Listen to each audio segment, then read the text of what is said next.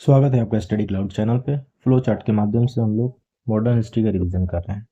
पहला पार्ट हम देख चुके हैं, इस वीडियो में देखते हैं दूसरा पार्ट। शुरू करते हैं वीडियो को। किसान आंदोलन और किसान सभा। यूपी किसान सभा की स्थापना हुई फरवरी 1918 में। संस्थापक थे इसके इंद्र नारायण द्विवेदी, गौरी शंकर मिश्र और मदन मोहन मालवीय। नेक्स्ट है सहजानंद सरस्वती। किसान आंदोलन से संबंधित थे ये, संस्थापक थे ये बिहार प्रांतीय किसान सभा के। वास्तविक लक्ष्य था इनका जमींदारी प्रथा का उन्मूलन करना। कृषि सुधार कार्यक्रम के तहत इन्होंने कृषकों को मालिकाना अधिकार दिलाया। अन्य नाम था इनका किसान प्राण। किसानों के प्रति इनकी समर्पित सेवाओं के कारण इनको नाम दिया गया था किसान प्राण। अब देखते हैं अखिल भारतीय किसान सभा के विषय में। स्थापना का वर्ष रहा इसका 1936 का। अध्यक्ष थे इसके प्रथम सत्र के स्वामी सहजानंद। स्थान था लखनऊ। नाम इसका बाद में परिवर्तन हुआ और अखिल भारतीय किसान सभा हो गया। पहले था अखिल भारतीय किसान कांग्रेस। महासचिव थे इसके प्रथम सत्र के एनजी रंगा और दूसरा सत्र इसका हुआ फैजपुर में। अध्यक्षता किए थे एनजी रंगा। पहला सत्र के अध्यक्ष थे स्वामी सहजानंद, दूसरे के थे एनजी रंगा। पहला हुआ लखनऊ में, दूसरा हुआ फैजपुर में। महाराष्ट्र, बाबा रामचंद्र देव के विषय में देखते हैं। महाराष्ट्र के ब्राह्मण परिवार से आते थे ये। संगठन की अद्भुत क्षमता थी इनमें। अवध के किसानों को इन्होंने संगठित किया। इनके प्रयासों से वर्ष 1920 में प्रतापगढ़ में अवध किसान सभा का गठन हुआ। बाबा रामचंद्र। वर्ष 1928 में बारदोली कृषक आंदोलन का नेतृत्व किया किन्होंने? वल्लभ भाई पटेल ने। बारदोली आंदोलन में सफलता के कारण पटेल को सरदार की उपाधि दी गई। बारदोली की महिलाओं के द्वारा दिया गया। सितंबर 1946 में बंगाल की प्रांतीय किसान सभा द्वारा प्रारंभ किया गया आंदोलन जो था उसका नाम था तिभागा आंदोलन। बंगाल के तिभागा किसान आंदोलन की मांग थी जमींदारों की हिस्सेदारी को फसल के आधे भाग से कम करके 1/3 कर देना। 1/2 से इसको चेंज करके 1/3 कर देना। भूदान आंदोलन प्रारंभ किया था विनोबा भावे के द्वारा किया गया। एका आंदोलन, एका आंदोलन के विषय में देखते हैं। नेतृत्व पिछड़ी जाति के मदारी पासी। मुख्य शिकायत था इसमें जमींदारों द्वारा लगान में बढ़ोतरी। गतिविधि के इसके मुख्य केंद्र थे हरदोई, बाराबांकी, बहराइच, सीतापुर। विरोध का मुख्य बिंदु था उपज के रूप में लगान वसूलने की प्रथा, 50% से अधिक लगान वसूली करना। एका आंदोलन था ये। ट्रेड यूनियन एवं साम्यवादी दल। मद्रास मजदूर संघ के विषय में देखते हैं। संस्थापक थे वीपी वाडिया। स्थापना का वर्ष था 1918। भारत का प्रथम ये आधुनिक मजदूर संघ संगठन था। अहमदाबाद टेक्सटाइल लेबर एसोसिएशन, इसकी स्थापना 1918 में हुई। संस्थापक थे महात्मा गांधी। ट्रेड यूनियन कांग्रेस, इसका अन्य नाम था अखिल भारतीय ट्रेड यूनियन कांग्रेस। इसका स्थापना का कारण वर्ष 1919 में अंतर्राष्ट्रीय श्रम संगठन की स्थापना होना। संस्थापक थे एनएम जोशी। स्थापना का तिथि था इसका 31 अक्टूबर 1920। स्थान बंबई में। प्रथम अध्यक्ष थे इसके लाला लाजपत राय, उपाध्यक्ष थे जोसेफ बैप्टिस्टा। प्रथम विभाजन हुआ 1929 में। नागपुर अधिवेशन में अध्यक्ष थे जवाहरलाल नेहरू। महत्वपूर्ण तथ्य देखते हैं। मार्च 1919 में कम्युनिस्ट इंटरनेशनल की स्थापना की गई व्लादिमीर इलियच लेनिन और रूसी पार्टी द्वारा, जिसे बोल्शेविक कहते हैं। ट्रेड यूनियन आंदोलन के क्रांतिकारी चरण का समय कब माना जाता है? 1926 से 1939 तक का। कम्युनिस्ट इंटरनेशनल के सदस्य बनने वाले पहले भारतीय कौन थे? एम.एन. राय। वर्ष 1940 में रेडिकल डेमोक्रेटिक दल की स्थापना किसने की? एम.एन. राय ने। Revolutionary communist party of India, क्रांतिकारी साम्यवादी दल की स्थापना किसने की? सोमेंद्र नाथ टैगोर ने। रॉलेट एक्ट के विषय में देखते हैं। भारत में बढ़ रही क्रांतिकारी गतिविधियों को कुचलने के लिए सरकार ने वर्ष 1917 में न्यायाधीश सिडनी रॉलेट की अध्यक्षता में एक समिति का गठन किया। इस समिति के सुझाव पर मार्च 1919 में पारित विधेयक जो था उसको रॉलेट एक्ट का नाम दिया गया। यह एक्ट लॉर्ड चेम्सफोर्ड के कार्यकाल में पारित हुआ। इस एक्ट के द्वारा अंग्रेजी सरकार जिसको चाहे जब तक चाहे बिना मुकदमा चलाए जेल में रख सकती थी। इसलिए इस कानून को बिना वकील, बिना अपील तथा बिना दलील का कानून कहा गया। अखिल भारतीय राजनीति में गांधी जी का पहला साहसिक कदम रॉलेट एक्ट के विरुद्ध वर्ष 1919 में प्रारंभ किया गया सत्याग्रह था। गांधी जी ने रॉलेट सत्याग्रह के लिए 3 राजनीतिक मंचों का उपयोग किया, होम रूल लीग का, खिलाफत का और सत्याग्रह सभा का। इसके बाद जालियांवाला नरसंहार, जालियांवाला बाग हत्याकांड में। तिथि 13 अप्रैल 1919 को यह घटना घटती है, बैसाखी के दिन। स्थान था अमृतसर का जालियांवाला बाग। सार्वजनिक सभा का इसमें आयोजन हुआ था। डॉक्टर सैफुद्दीन किचलू और डॉक्टर सत्यपाल की गिरफ्तारी तथा ब्रिटिश दमन का विरोध करने के लिए सभा आयोजित थी। General Reginald Edward Harry Dyer के द्वारा भीड़ पर गोली चलाने का आदेश दिया गया, जिसमें हत्याकांड हुई। इसके लिए एक कमीशन आया, हंटर कमीशन। इसके जांच हेतु, हत्याकांड की जांच हेतु ब्रिटिश सरकार द्वारा गठित कमीशन जो था हंटर कमीशन था, वर्ष 1920 में रिपोर्ट प्रस्तुत करता है। निष्कर्ष निकलता है कि दुर्घटना के लिए सरकार के दोषी नहीं है। इसमें डायर का कार्य जो था केवल निर्णय लेने की भूल माना जाता है। हंटर कमीशन 3 भारतीय भी सदस्य थे इसमें, C.H. सीतलवाड़, पंडित जगत नारायण और सुल्तान अहमद खान। जनरल डायर के विषय में देखते हैं। जालियांवाला बाग हत्याकांड के लिए प्रदर्शित किया गया इन्हें। जनरल डायर को दी गई विभिन्न उपाधियां थी। ब्रिटिश साम्राज्य का रक्षक, ब्रिटिश साम्राज्य का शेर, मान की तलवार। महत्वपूर्ण तथ्य, सितंबर 1920 में कलकत्ता में हुए कांग्रेस अधिवेशन के प्रमुख मुद्दे थे जालियांवाला बाग हत्याकांड और खिलाफत आंदोलन। ये कलकत्ता में अधिवेशन हुआ था 1920 वाला। मदन मोहन मालवीय सम्मिलित नहीं हुए थे खिलाफत आंदोलन में। अखिल भारतीय खिलाफत कमेटी का गठन हुआ था सितंबर 1919 में। हाजी उल मुल्क की पदवी का त्याग किया था हकीम अजमल खान ने। खिलाफत आंदोलन को देश की स्वतंत्रता के आंदोलन से जोड़ने के विरोधी थे मोहम्मद अली जिन्ना। गांधी जी को राजनीति में धर्म को न लाने की सलाह देते थे मोहम्मद अली जिन्ना। जालियांवाला बाग हत्याकांड के विरोध में ब्रिटिश सरकार द्वारा प्रदान की गई नाइटहुड की उपाधि वापस कर दिए थे रविंद्रनाथ टैगोर। सी शंकरन नायर ने वायसराय की कार्यकारिणी से अपना इस्तीफा दे दिया। जालियांवाला बाग हत्याकांड के विरोध में इनके द्वारा किया गया। जालियांवाला बाग हत्याकांड के समय पंजाब के लेफ्टिनेंट गवर्नर रहे सर माइकल ओ डायर की मार्च 1940 में लंदन में हत्या कर दी गई पंजाब के क्रांतिकारी नेता उधम सिंह के द्वारा। 1919 में जघन्य जालियांवाला बाग हत्याकांड के समय भारत का वायसराय था लॉर्ड चेम्सफोर्ड। अब देखते हैं खिलाफत आंदोलन के विषय में। जालियांवाला बाग के बाद खिलाफत आंदोलन, खिलाफत कमेटी गठित होती है। प्रारंभ करने का श्रेय जाता है शौकत अली और मोहम्मद अली को। प्रारंभ करने का कारण माना जाता है, पहला था ब्रिटिश सरकार द्वारा प्रथम विश्व युद्ध की समाप्ति के बाद तुर्की साम्राज्य का विघटन करना, और दूसरा था तुर्की के सुल्तान इस्लामी साम्राज्य के खलीफा, जो कि भारतीय मुसलमानों का विचार था। गतिविधि थी इसमें भारतीय मुसलमानों द्वारा तुर्की के ऑटोमन साम्राज्य की रक्षा और खलीफा को बनाए रखने हेतु आंदोलन का प्रारंभ करना। 23 नवंबर 1919 स्थान दिल्ली में खिलाफत कमेटी सम्मेलन के अध्यक्ष महात्मा गांधी थे। इसमें प्रमुख सदस्य हैं हकीम अजमल खां, डॉक्टर अंसारी, हसरत मोहानी, शौकत अली, मोहम्मद अली और अबुल कलाम आजाद। असहयोग आंदोलन खिलाफत के बाद आता है असहयोग। प्रारंभ की तिथि है इसकी 1 अगस्त 1920 को ये शुरू होती है महात्मा गांधी के द्वारा आंदोलन। कांग्रेस अधिवेशन इससे जुड़ा हुआ है, विशेष अधिवेशन, स्थान कलकत्ता, सितंबर 1920 में आयोजित, असहयोग प्रस्ताव पारित। फिर इसके बाद स्थान जो वार्षिक अधिवेशन होता था वो नागपुर में हुआ था 1920 में दिसंबर में। इसमें असहयोग प्रस्ताव दिया गया, CR दास इसमें प्रस्तावक थे। जो विशेष अधिवेशन था उसमें प्रस्तावक गांधी जी थे, विरोधी CR दास थे, और जो वार्षिक था उसमें प्रस्तावक ही CR दास थे। सफलताएं क्या मिली इसमें? जनता के मन से ब्रिटिश शक्ति का भय हट गया। पहली बार देश की जनता संगठित हुई, जनता को आधुनिक राजनीति से परिचित कराया गया, जनता में आज़ादी की भूख जगी। इसके बाद हो जाता है चौरी चौरा कांड। 4 फरवरी 1922 को गोरखपुर जिले में चौरी चौरा नामक स्थान पर क्रुद्ध भीड़ ने थाने में आग लगा दी, कई सिपाही मरे गए। 12 फरवरी 1922 को आंदोलन स्थगित करने का निर्णय लिया गया। उपाधियों का त्याग हुआ इसमें। केसरी हिंद गांधी जी के द्वारा त्याग किया गया, राय बहादुर जमनालाल बजाज के द्वारा। अब महत्वपूर्ण तथ्य देखते हैं। डॉक्टर मुंजे के द्वारा गांधी जी के खिलाफ निंदा प्रस्ताव आया। रविंद्रनाथ टैगोर का कथन था विदेशी वस्त्रों का जलाना अविवेकी या निष्ठुर बर्बादी है। वर्ष 1921 में काशी विद्यापीठ की स्थापना होती है बनारस में। वर्ष 1920 में गुजरात विद्यापीठ की स्थापना होती है अहमदाबाद में। वर्ष 1920 में जामिया मिलिया इस्लामिया की स्थापना अलीगढ़ में होती है, बाद में दिल्ली स्थानांतरित कर दी जाती है। और 1916 में BHU की स्थापना होती है, बनारस हिंदू यूनिवर्सिटी। स्वराज पार्टी 1923 में गठित, स्थापना था जनवरी 1923 में। संस्थापक थे CR दास और मोतीलाल नेहरू, जिसमें CR दास थे अध्यक्ष और महासचिव थे मोतीलाल नेहरू। अन्य नेता थे जुड़े हुए प्रमुख श्रीनिवास अयंगर और NC केलकर। इसके बाद देखते हैं मुख्य उद्देश्य था इसका, चुनावों के माध्यम से काउंसिलों में प्रवेश करके उन्हें काम न करने देकर वर्ष 1919 के भारत शासन अधिनियम का उच्छेदन करना। चित्तरंजन दास और मोतीलाल नेहरू के विषय में देखते हैं। इन्होंने ही गठित की थी स्वराज पार्टी। चित्तरंजन दास को उपाधि दी गई थी देशबंधु की। इंग्लैंड में वकालत की पढ़ाई करते थे, ये वकील के रूप में थे। सबसे बड़ी सफलता थी इनकी अलीपुर बम कांड केस में अरविंद घोष का बचाव करना। मोतीलाल नेहरू 16 दिसंबर 1922 इंडिपेंडेंट पार्टी की स्थापना किए मदन मोहन मालवीय के साथ।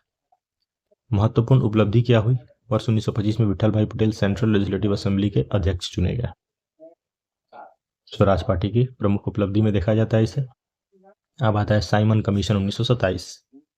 गठन का प्रावधान होता है पहले 1919 के माउंटेगी चेम्सफोर्ड सुधार में। 10 वर्ष पर इसकी समीक्षा हेतु एक संवैधानिक आयोग का गठन का प्रावधान था। इसमें साइमन कमीशन का गठन होता है।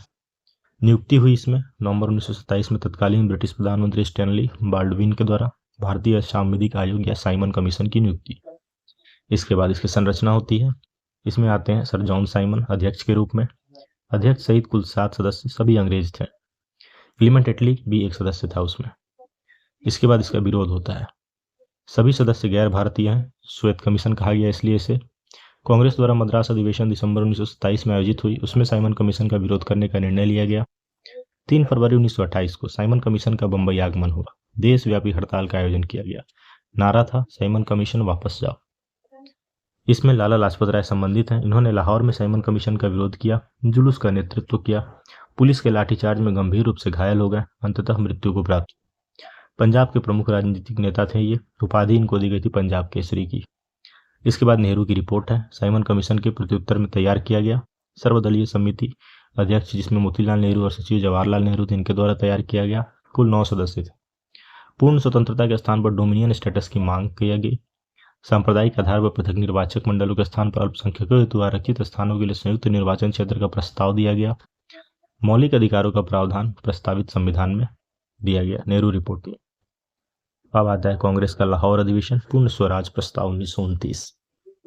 लाहौर अधिवेशन आयोजन हुआ दिसंबर 1929 में। स्थान था लाहौर। कार्यक्रम हुआ इसमें 31 दिसंबर 1929 की मध्य रात्रि को पंडित नेहरू द्वारा लाहौर में रावी नदी के तट पर भारतीय स्वतंत्रता का ध्वजारोहण किया गया। 31 दिसंबर 1929 को। लक्ष्य था इसमें पूर्ण स्वराज्य की प्राप्ति यानी स्वतंत्रता। जवाहरलाल नेहरू के द्वारा घोषित लक्ष्य है ये। महत्वपूर्ण निर्णय हुए कांग्रेस कार्यकारी समिति के द्वारा। कार्य समिति के द्वारा 2 जनवरी 1930 की बैठक में निर्णय लिया गया कि 26 जनवरी 1930 को पूर्ण स्वराज दिवस मनाया जाएगा। 26 जनवरी प्रत्येक वर्ष पूर्ण स्वाधीनता दिवस के रूप में मनाया जाएगा। अध्यक्ष थे इसके जवाहरलाल नेहरू। लाहौर अधिवेशन 1929। लाहौर अधिवेशन 1929 के घोषित जो संकल्प है, इसमें गोलमेज सम्मेलन से कोई लाभ नहीं मिला। अखिल भारतीय कांग्रेस जब उचित समझेगी नागरिक अवज्ञा आंदोलन प्रारंभ करेगी, ये संकल्प लिया गया। नेहरू कमेटी के डोमिनियन राज्य के दर्जे की योजना समाप्त की गई। स्वराज शब्द का अर्थ हुआ पूर्ण स्वतंत्रता। सविनय अवज्ञा आंदोलन 1930। दांडी मार्च होता है 12 मार्च 1930 को। साबरमती आश्रम से शुरू होता है अहमदाबाद से। सविनय अवज्ञा आंदोलन 6 अप्रैल 1930 से दांडी से प्रारंभ होता है। सविनय अवज्ञा आंदोलन के दौरान उत्तरी बिहार के सारण जिले में प्रदर्शन हुआ चौकीदारी टैक्स के विरोध में। दांडी मार्च शुरू किया गया नमक कानून तोड़ने के लिए। गांधी जी के द्वारा सितंबर 1932 में अखिल भारतीय छुआछूत विरोधी लीग की स्थापना होती है और हरिजन नामक साप्ताहिक पत्र का प्रकाशन होता है। घटनाक्रम रहा इस प्रकार। महात्मा गांधी गिरफ्तार हुए। 5 मई 1930 को यरवदा जेल भेज दिए गए। इनकी गिरफ्तारी के बाद अब्बास तैयब जी आंदोलन के नेता बने। फिर अब्बास तैयब जी की गिरफ्तारी होती है। इसके बाद सरोजिनी नायडू द्वारा धरशाना नामक गोदाम पर धावे का नेतृत्व किया जाता है। फिर उत्तर पश्चिमी सीमा प्रांत में खुदाई खिदमतगार संगठन खान अब्दुल गफ्फार खां के द्वारा स्थापित की जाती है। मणिपुर में जिया तरंग आंदोलन चलता है। उस दौरान नेतृत्व करता थे उसमें ये गैडिनल्यू नागा जनजाति की महिला थी। इसके बाद 1930 के बाद 1931 में गांधी इरविन समझौता होता है। मध्यस्थता कर रहे हैं इसमें तेज बहादुर सप्रू और MR जयकर। वार्ता होती है फरवरी 1931 में प्रारंभ दिल्ली में। तिथि है समझौते की 5 मार्च 1931 को साइन होती है। सरोजिनी नायडू का कथन था इसके विषय में, गांधी और इरविन 2 महात्मा हैं। गांधी इरविन समझौते के मुख्य बिंदु क्या थे? गांधी जी के नेतृत्व में कांग्रेस सविनय अवज्ञा आंदोलन स्थगित करने को तैयार हो गई। सभी युद्ध बंदियों जिनके विरुद्ध हिंसा का आरोप नहीं था उनको रिहा करने का आदेश, ये उसमें बिंदु प्रस्तुत किए गए थे। विदेशी कपड़ों और शराब की दुकानों पर शांतिपूर्ण धरना देने का अधिकार दिया जाए। समुद्र तटीय प्रदेशों में बिना नमक का दिए नमक बनाने की अनुमति प्रदान की जाए। कांग्रेस द्वितीय सम्मेलन गोलमेज सम्मेलन में भाग लेने के लिए तैयार हुई। महत्वपूर्ण तथ्य हैं। इरविन के जीवनीकार एलन कैम्पबेल जॉनसन के अनुसार गांधी इरविन समझौते में महात्मा गांधी के लाभ, ये सांत्वना पुरस्कार माना गया। वायसराय इरविन ने गांधी जी को जेल से रिहा किया 26 जनवरी 1931 को। वर्ष 1930 में अंग्रेजी सरकार के विरुद्ध प्रसिद्ध पेशावर कांड के नायक थे वीर चंद्र सिंह गढ़वाली। सविनय अवज्ञा आंदोलन की असफलता के बाद गांधी जी ने महत्व दिया रचनात्मक कार्यक्रम को। कांग्रेस का कराची अधिवेशन होता है 26 से 31 मार्च 1931 को। उद्देश्य था गांधी इरविन समझौते को मंजूर कर देना। अध्यक्ष थे सरदार वल्लभ भाई पटेल। पारित प्रस्ताव था मौलिक अधिकारों और राष्ट्रीय आर्थिक कार्यक्रमों से संबंधित। गांधी जी का कथन था गांधी मर सकता है, गांधीवाद नहीं। प्रथम अवसर था जिस पर कांग्रेस द्वारा पूर्ण स्वराज्य परिभाषित किया गया था। और अन्य में देखते हैं मूल अधिकार तथा आर्थिक कार्यक्रम पर संकल्प लिए गए, जवाहरलाल नेहरू के द्वारा प्रारूप किए गए। सुभाष चंद्र बोस कांग्रेस के कराची अधिवेशन 1931 के अध्यक्ष थे। और इसके बाद अध्यक्ष थे सरदार वल्लभ भाई पटेल। सुभाष चंद्र बोस कांग्रेस का कराची अधिवेशन 1931 हुआ, उसमें शामिल थे। महात्मा गांधी की लोकप्रियता और सम्मान की पराकाष्ठा माना जाता है इसे। आयोजन: प्रथम गोलमेज सम्मेलन, राउंड टेबल कॉन्फ्रेंस जिसे बोलते हैं, इसमें आयोजन होता है 12 नवंबर 1930 को। ये चलता है 19 जनवरी 1931 तक। पहला, इसमें कांग्रेस ने भाग नहीं लिया। ईसाइयों का प्रतिनिधित्व किया केटी पॉल ने। सम्मेलन का उद्घाटन हुआ ब्रिटिश सम्राट के द्वारा। अध्यक्ष थे रैमजे मैकडोनाल्ड। स्थान था लंदन। 89 प्रतिनिधियों ने भाग लिया था, जिसमें तेज बहादुर सप्रू थे, अली जिन्ना थे, भीमराव अम्बेडकर थे, मूंजे थे और एम आर जयकर थे। द्वितीय गोलमेज सम्मेलन, ये चला 1931 में 7 सितंबर से 1 दिसंबर। सरोजनी नायडू एनी बेसेंट इसमें आई। भागीदारी युवा इनों का। मदन मोहन मालवीय गांधी जी कांग्रेस के एकमात्र प्रतिनिधि थे उस समय।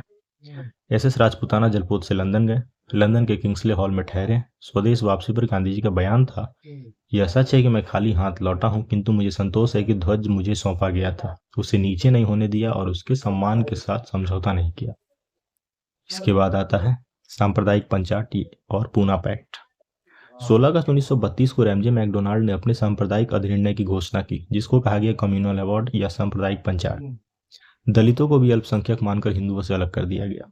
सांप्रदायिक पंचायत के अंतर्गत गांधी जी ने अपना पहला आमरण अनशन दिया सांप्रदायिक निर्णय के विरुद्ध में। 24 सितंबर 1932 को अम्बेडकर और गांधी जी के अनुयायियों के मध्य एक समझौता हुआ, जिसे पूना समझौता कहते हैं या यरवदा समझौता कहते हैं। पूना समझौता होता है 24 सितंबर 1932 को, हस्ताक्षरित होता है। हस्ताक्षर है दलितों की ओर से डॉक्टर अम्बेडकर करते हैं और हिंदुओं की ओर से मदन मोहन मालवीय करते हैं। महात्मा गांधी ने पूना समझौता पर हस्ताक्षर कभी नहीं किया। अब आता है कांग्रेस सोशलिस्ट पार्टी 1934 में गठित होती है। All India Congress socialist party बनती है ये। मई 1934 में पटना में कांग्रेस समिति की बैठक के दौरान कुछ सदस्यों की अलग बैठक हुई। इसमें all India Congress socialist party की स्थापना को औपचारिक मान्यता दी गई। अक्टूबर नवंबर 1934 में इसके बाद बंबई में नीतियां एवं कार्य एवं प्रणालियां इसकी तय हुई। महासचिव थे इसके जयप्रकाश नारायण और अध्यक्ष थे इसके Narendra Dev. All India Congress socialist party 1934। अब आते हैं जयप्रकाश नारायण के विषय में। वर्ष 1934 में इन्होंने अखिल भारतीय कांग्रेस समाजवादी पार्टी के संयोजक के रूप में अपनी भूमिका निभाई पटना में। बिहार सोशलिस्ट पार्टी से भी ये संबंध थे। उपाधि इनको मिला था लोकनायक जयप्रकाश नारायण को। भारत छोड़ो आंदोलन में भूमिका थी इनकी। डॉक्टर राम मनोहर लोहिया तथा अरुणा असफ अली के साथ मिलकर गुप्त रूप से भारतीय जनता को संगठित किया।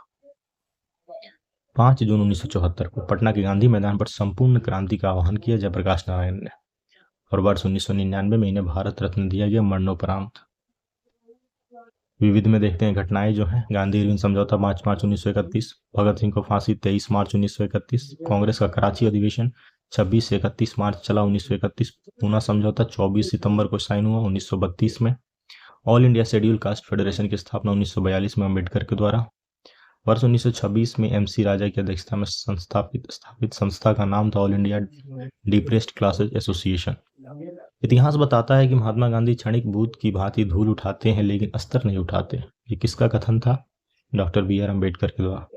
दलित वर्गों का संघ का संस्थापक थे बाबू जगजीवन राम। प्रांतीय चुनाव और मंत्रिमंडल का गठन 1937 में होता है। जुलाई 1937 6 प्रांतों में कांग्रेस मंत्रिमंडल गठित होती है। कौन से 6 प्रांत थे? मद्रास, बंबई, मध्य प्रांत, उड़ीसा, बिहार और संयुक्त प्रांत। इसमें 5 प्रांतों में कांग्रेस को पूर्ण बहुमत मिलता है। वो 5 प्रांत हैं मद्रास, बिहार, मध्य प्रांत एवं बरार, संयुक्त प्रांत और उड़ीसा। इसके बाद कांग्रेस को बहुमत नहीं, लेकिन सबसे बड़ा दल जहां ये बन के आया वो 3 प्रांत थे।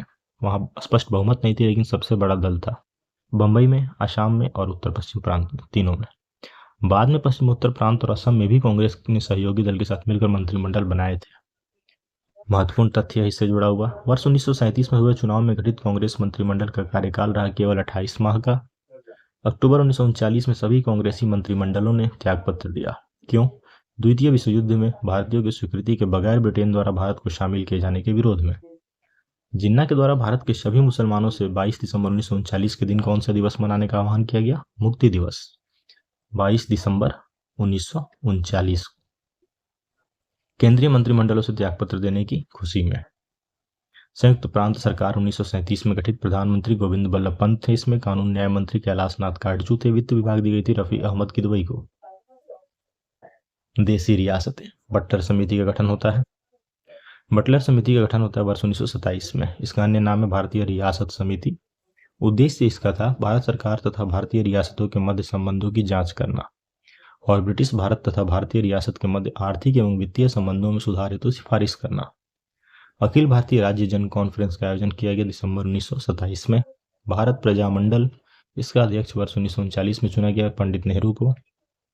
26 अक्टूबर 1947 को कश्मीर के महाराजा हरि सिंह ने भारत में विलय के लिए हस्ताक्षर पत्र सौंपा था जवाहरलाल नेहरू को। 26 अक्टूबर 1947 को भारतीय संघ में अधिकांश रजवाड़ों का विलय हो गया 1947 में। द्वितीय विश्व युद्ध चलता है 1939 से 1945, शुरू होता है 1939 में। कांग्रेस का प्रस्ताव था इसमें युद्ध में समर्थन के बदले भारत को स्वतंत्र राष्ट्र घोषित किया जाए। लॉर्ड लिनलिथगो की गतिविधियां होती हैं इसके दौरान। भारतीय विधानमंडलों की सहमति के बिना भारत को युद्ध में शामिल कर लिया। देश में आपातकाल की घोषणा कर दी। 17 अक्टूबर 1939 को भारत जर्मनी के विरुद्ध युद्धग्रस्त घोषित कर दिया। 1 सितंबर 1939 को जर्मनी के द्वारा पोलैंड पर आक्रमण के साथ प्रारंभ होता है ये। ब्रिटेन के तत्कालीन प्रधानमंत्री उस समय नेविल चैम्बरलेन थे। 1937 से 40 इनका कार्यकाल था। उसके बाद विंस्टन चर्चिल थे। 1940 से 1945 इनका कार्यकाल था। अब होता है पाकिस्तान की मांग। मुस्लिम लीग के द्वारा इलाहाबाद अधिवेशन में वर्ष 1930 में अध्यक्ष थे इकबाल। अध्यक्षीय भाषण में मुसलमानों के लिए एक पृथक देश की प्रथम बार एक निश्चित अभिव्यक्ति प्रस्तुत की गई। इलाहाबाद अधिवेशन में मुस्लिम लीग का जो इलाहाबाद अधिवेशन हुआ 1930 में, उसमें इसके बाद इसका अधिवेशन होता है लाहौर में। अवधि था इसका 22 से 24 मार्च 1940। अध्यक्ष थे मोहम्मद अली जिन्ना। मांग था भारत से अलग एक मुस्लिम राष्ट्र। अध्यक्षीय भाषण, एक अलग मुस्लिम राष्ट्र के अतिरिक्त और कुछ स्वीकार्य नहीं है। मान्यता थी जिन्ना के द्विराष्ट्र सिद्धांत को। 23 मार्च 1943 को पाकिस्तान दिवस का आयोजन किया गया। चौधरी रहमत अली, ये वर्ष 1933 में पाकिस्तान शब्द का सर्वप्रथम प्रयोग किए थे। कैम्ब्रिज विश्वविद्यालय के ये छात्र थे। पैम्फलेट बांटे थे ये, नाउ और never, are we to live for Paris forever. ये पाकिस्तान नामकरण इन 5 इकाइयों के नाम पर किया गया था। पहला था पंजाब, दूसरा था नॉर्थ वेस्ट या फ्रंटियर प्रोविंस अफगान प्रांत, तीसरा था कश्मीर, चौथा था सिंध और पांचवा था बलूचिस्तान। सरोजिनी नायडू ने मोहम्मद अली जिन्ना को हिंदू मुस्लिम एकता का दूत कहा था। अब शुरू होता है व्यक्तिगत सत्याग्रह 1940 में। इसमें कांग्रेस ने गांधी जी के नेतृत्व में इस प्रस्ताव को पूरी तरह अस्वीकार कर व्यक्तिगत सत्याग्रह प्रारंभ किया। अगस्त प्रस्ताव जिसे कहते हैं। इसमें प्रतीकात्मक अभिव्यक्ति थी ब्रिटिश सरकार की भारत नीति के प्रति नैतिक विरोध। प्रारंभ हुआ इसका 17 अक्टूबर 1940 को। प्रथम सत्याग्रही थे विनोबा भावे, दूसरे थे पंडित जवाहरलाल नेहरू। क्रिप्स मिशन आता है 1942 में। अध्यक्ष थे सर स्टैफोर्ड क्रिप्स। इसमें संविधान निर्मात्री परिषद के गठन का उल्लेख है। संविधान निर्मात्री परिषद में भारतीय राज्यों का प्रतिनिधित्व मिला। युद्ध के बाद डोमिनियन राज्य का दर्जा देने को बोला गया। वायसराय की नई कार्यकारी परिषद में भारतीय जनता के प्रमुख वर्गों के प्रतिनिधि शामिल हुए। क्रिप्स मिशन, उत्तर तिथीय चेक, पोस्ट डेटेड चेक का नामकरण किया इन्होंने। कथन था महात्मा गांधी का कि क्रिप्स मिशन एक उत्तर तिथीय चेक है, यानी पोस्ट डेटेड चेक है। क्रिप्स मिशन के साथ कांग्रेस के आधिकारिक वार्ताकार थे पंडित जवाहरलाल नेहरू और मौलाना अबुल कलाम आजाद। महात्मा गांधी सर्वोदय शब्द का प्रयोग किए सबसे पहले। विनोबा भावे सर्वोदय समाज की स्थापना किए गांधी जी के आदर्शों के प्रचार के लिए। क्रिप्स मिशन 1942 की प्रमुख बिंदु। भारत के लिए आश्वासन मिला किसी बाहरी सत्ता के अधीन नहीं होगा ये। संविधान निर्मित करने का अधिकार भारतीयों को दिया गया। युद्ध के बाद एक संविधान निर्मात्री परिषद का गठन होगा। संविधान निर्मात्री परिषद में ब्रिटिश भारत के प्रांतों के निर्वाचित सदस्य आएंगे, देसी रजवाड़ों के नामांकित प्रतिनिधि आएंगे, ये दोनों शामिल होंगे इसमें। अब शुरू होता है भारत छोड़ो आंदोलन 1942। इसमें पूर्वी यूपी से आजमगढ़, बलिया, गोरखपुर और बिहार में सक्रिय है गया, भागलपुर, सारण, पूर्णिया, शाहाबाद, मुजफ्फरपुर, चंपारण। स्वतः स्फूर्त जन विद्रोह के प्रमुख केंद्र थे ये भारत छोड़ो आंदोलन के दौरान। इसमें कांग्रेस कार्य समिति बैठक होती है 14 जुलाई 1942 को, स्थान वर्धा में। अध्यक्ष अबुल कलाम आजाद की अध्यक्षता में। पारित प्रस्ताव था भारत छोड़ो। भाग लेने वाले प्रमुख व्यक्ति थे मौलाना अबुल कलाम आजाद, महात्मा गांधी, जेबी कृपलानी, सरोजिनी नायडू, जवाहरलाल नेहरू, वल्लभ भाई पटेल, पटाभी सीतारमैया, डॉक्टर राजेंद्र प्रसाद, जीवी पंत, प्रफुल्ल चंद्र घोष और सैयद महमूद। अखिल भारतीय कांग्रेस कार्य समिति, इसकी वार्षिक बैठक होती है 7 अगस्त 1942 को, स्थान ऐतिहासिक ग्वालियर टैंक, बंबई में। इसमें विशेष वर्धा प्रस्ताव यानी भारत छोड़ो की पुष्टि हुई और 8 अगस्त 1942 वर्धा प्रस्ताव को स्वीकार करके थोड़े बहुत संशोधन के साथ घोषणा की गई भारत छोड़ो आंदोलन प्रारंभ करने की। भारत छोड़ो प्रस्ताव जब प्रस्तुत हुआ, पंडित नेहरू के द्वारा समर्थन मिला, सरदार पटेल के द्वारा, और आलेख इसका तैयार था गांधी जी के द्वारा, नेहरू मौलाना आजाद के सहयोग से। आंदोलन का प्रारंभ एवं प्रगति आरंभ होता है 9 अगस्त 1942 को। ऑपरेशन जीरो आवर चलाया जाता है, गिरफ्तारी होती है इसमें गांधी जी की और कांग्रेस के अन्य शीर्ष नेताओं की। जिसमें गांधी जी की गिरफ्तारी होती है इसी को बोलते थे ऑपरेशन जीरो आवर के तहत। कैद स्थल था, इनको रखा गया था गांधी जी को आगा खां पैलेस में, पूना में। गांधी जी, सरोजिनी नायडू, जवाहरलाल नेहरू, अबुल कलाम आजाद, गोविंद बल्लभ पंत, पीसी घोष, पटाभी सीतारामैया, सैयद महमूद, जेबी कृपलानी, इन सबको आगा खां पैलेस अहमदनगर किला में रखा गया। बांकीपुर जेल भेज दिया गया राजेंद्र प्रसाद को, हजारीबाग में शिव कुमार और रामानंद को। आंदोलन में भागीदारी समूचे देश की थी। सर्वाधिक प्रभावित क्षेत्र था बंबई, बंगाल, बिहार, उड़ीसा, यूपी और मद्रास। स्वतः स्फूर्त आंदोलन, शीर्ष नेताओं की गिरफ्तारी के कारण यह स्वतः स्फूर्त आंदोलन माना जाता है। कांग्रेस रेडियो का परिचालन हो रहा था गुप्त रूप से राम मनोहर लोहिया के द्वारा और भूमिगत में उषा मेहता के द्वारा। लुई फिशर कौन थे? अमेरिकी पत्रकार थे, महात्मा गांधी के जीवनीकार थे, भारत छोड़ो आंदोलन के दौरान गांधी जी के साथ थे, भारतीय स्वतंत्रता की मांग करने वाले। करो या मरो का नारा दिया गया इसमें महात्मा गांधी के द्वारा। भारत छोड़ो आंदोलन को 1857 के बाद का सबसे गंभीर विद्रोह कहा वायसराय लिनलिथगो ने। भारत छोड़ो आंदोलन के दौरान जयप्रकाश नारायण फरार हुए थे हजारीबाग के सेंट्रल जेल से। 1942 के भारत छोड़ो आंदोलन से राष्ट्रीय स्वयंसेवक संघ रहा पृथक, अलग रहा उससे। भारत छोड़ो आंदोलन के दौरान बंबई में कांग्रेस सम्मेलन में गांधी जी का संबोधन हुआ। पटाभी सीतारामैया के अनुसार वास्तव में गांधी जी उस दिन अवतार और पैगंबर की प्रेरक शक्ति से प्रेरित होकर भाषण दे रहे थे। बीमारी के आधार पर गांधी जी को रिहा किया गया 6 मई 1944 को। इसी दौरान समानांतर सरकार की स्थापना होती है। तलचर में, ये उड़ीसा में है, अवधि कुछ समय तक चलती है समानांतर सरकार। बलिया में अगस्त 1942 में चीतू पांडे के नेतृत्व में समानांतर सरकार होती है। सतारा में, महाराष्ट्र में 1943 से 1945 तक चलती है। सबसे लंबे समय तक चलने वाली सरकार थी। यहाँ पे प्रति सरकार नामकरण था, प्रमुख नेता थे वाई चौहान और नाना पाटिल। तामलुक में थी बंगाल में दिसंबर 1942 से सितंबर 1944 जातीय सरकार, जिसमें तूफान पीड़ितों की सहायता के लिए कार्यक्रम प्रारंभ किए गए थे। सुभाष चंद्र बोस और आजाद हिंद फौज, इसमें सुभाष चंद्र बोस 21 अक्टूबर 1943 को स्थापित करते हैं। सिंगापुर में स्वतंत्र भारत की अस्थायी सरकार का गठन। सुभाष चंद्र बोस का जन्म तिथि है 23 जनवरी 1897। जन्म था उड़ीसा में। स्नातक उपाधि मिले इन्हें कलकत्ता विश्वविद्यालय से 1919 में। भारतीय नागरिक सेवा में आए ये 1920 में।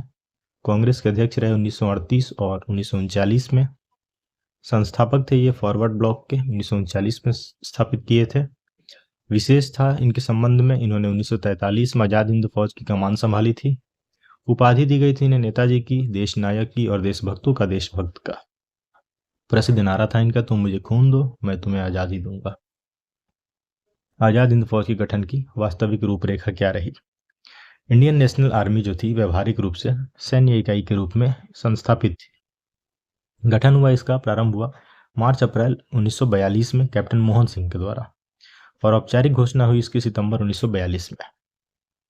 इसके बाद जून 1942 बैंकॉक सम्मेलन में प्रस्ताव आया काउंसिल ऑफ एक्शन का गठन का और प्रतिनिधित्व समिति के गठन का।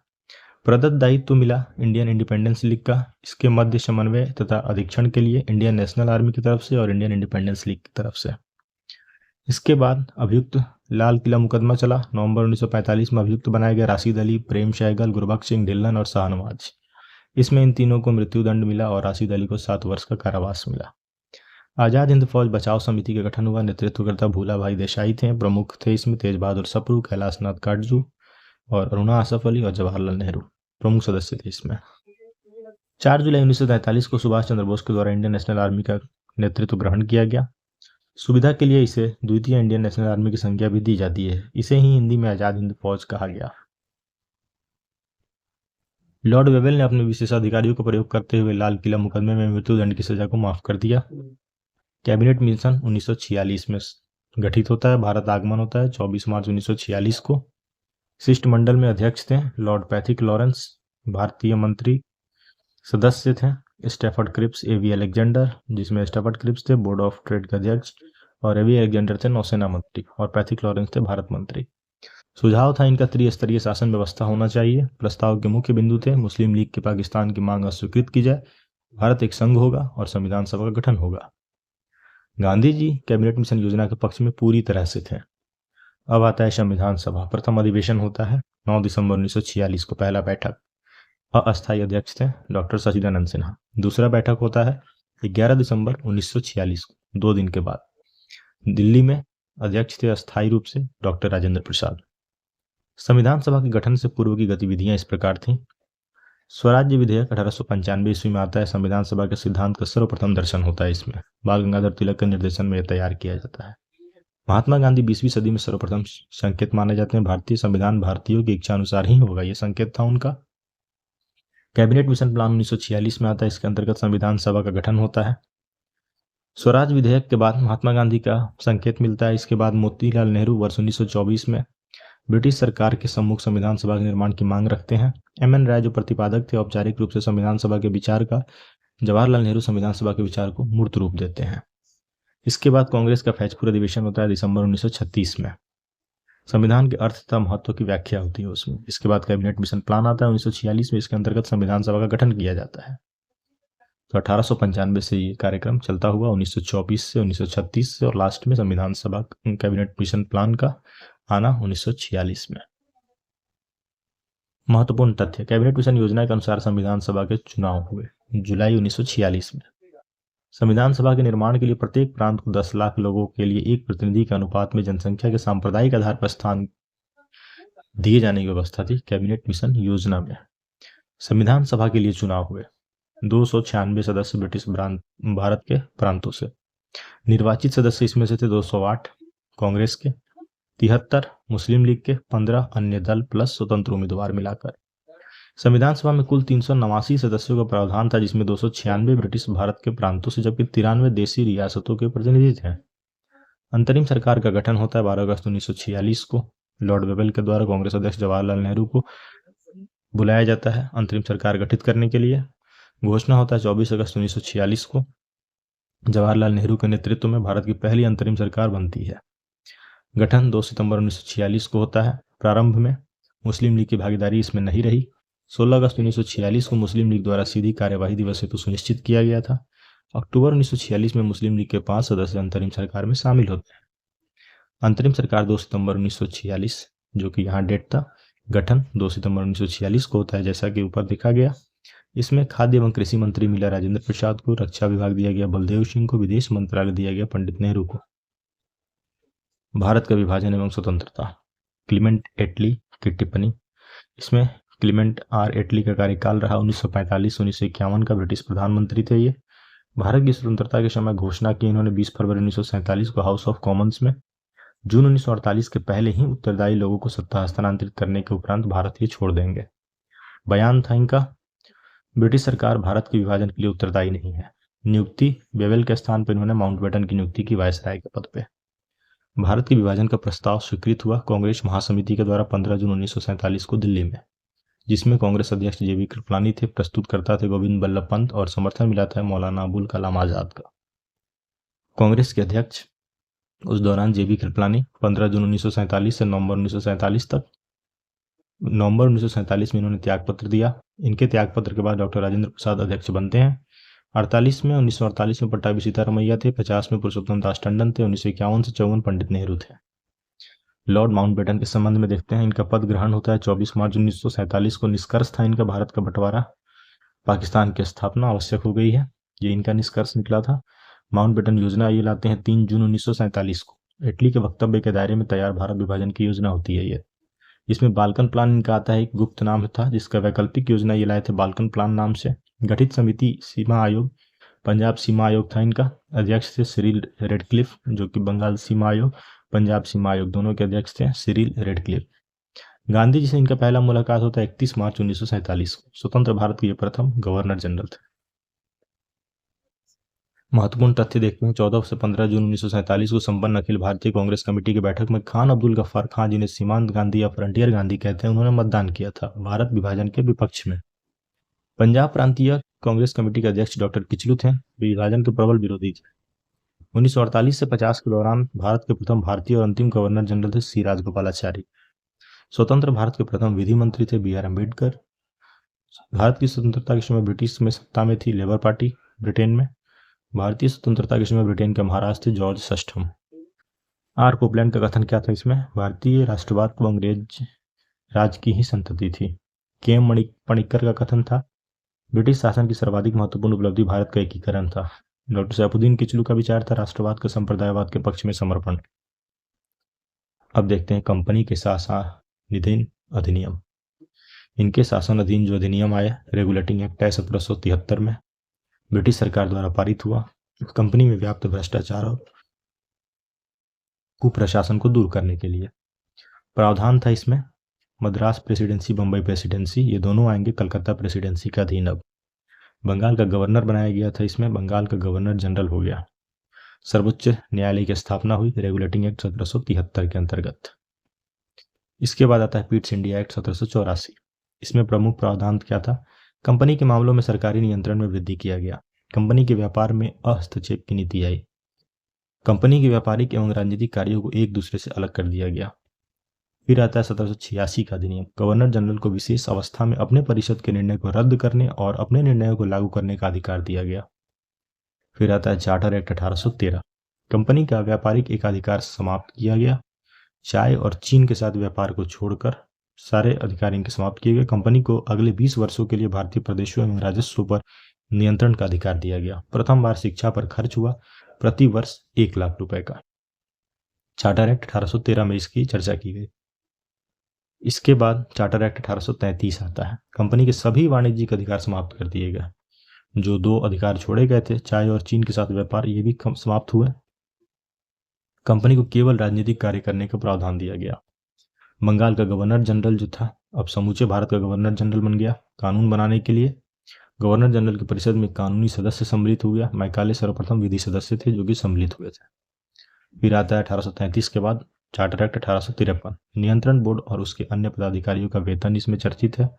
निश्चित किया गया सरकार द्वारा होगा। धन कंपनी देगी। डायरेक्टर की संख्या 24 से घटाकर 18 कर दी गई। 6 क्राउन द्वारा मनोनीत किए गए। इसके बाद आता है भारत सरकार अधिनियम 1858। इसमें भारतीय प्रशासन का नियंत्रण जो था कंपनी से छीनकर ब्रिटिश राज मुकुट को क्राउन के अंतर्गत आ गया।